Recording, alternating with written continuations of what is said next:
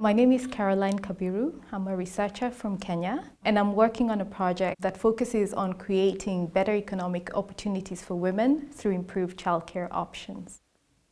It's a woman who's walking with a child, holding a child, and the caption that accompanies it, which is a caption generated by women who live in the community, is that this woman is walking to find a job, but she will not get a job because they have no one to take care of that child while she goes and looks for work. I think that for me is very sad. This photograph was generated through a methodology called Photo Voice, where the people who are actually being researched actually generate the knowledge. So you give them a camera and they go out, they take pictures, and then they come together and caption those pictures and sort of tell their own story. These are the challenges that we face, balancing work and childcare. The best person who can tell the story about the lives that they live is the person who's actually living that life.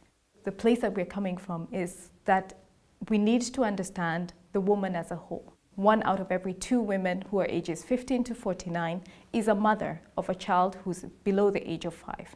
Now for that woman, she needs to take into account when she's looking for work that she has a child, and how are they able to balance that? And what can the government and other players, it's not just the government, do to ensure that women can fully participate in a lot of these initiatives?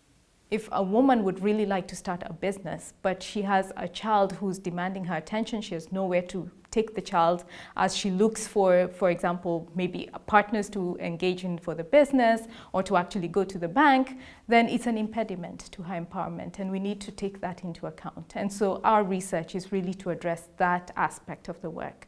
How can women better manage the childcare and the labor force participation?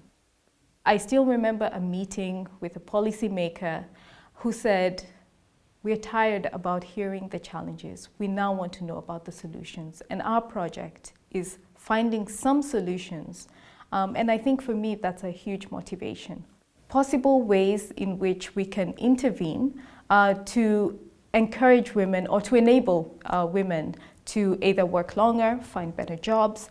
And the way that we're doing that is through a voucher program that pays for daycare, any daycare that's in the community, and others are not receiving vouchers, and trying to see the differences in terms of how long they work, types of jobs, how much they earn, and things like that. Then you come back later and also ask a group of women, how has that changed your life? Now that you were receiving a voucher, how has that changed your life? And actually, some of the feedback that we've gotten from the second round of Photo Voice is that we are spending less money on taking care of children because they're falling sick less often, because now they're in a daycare.